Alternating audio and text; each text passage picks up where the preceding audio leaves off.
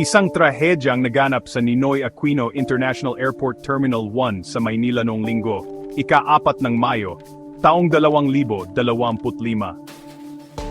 Isang itim na SUV ang bumangga sa harang ng terminal at sumalpok sa walkway malapit sa departure area. Dalawa ang nasawi sa aksidente, isang lalaking 29 na taong gulang at isang batang babaeng 4 na taong gulang at 4 na iba pa ang nasugatan.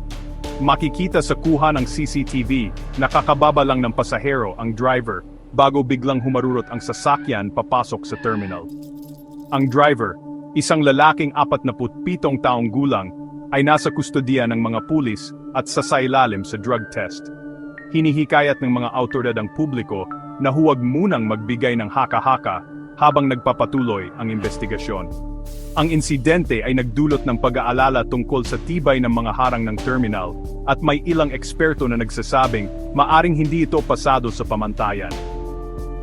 Nakikipagtulungan ang operator ng paliparan sa mga awtoridad upang matukoy ang sanhi ng aksidente at maiwasan ang mga ganitong insidente sa hinaharap.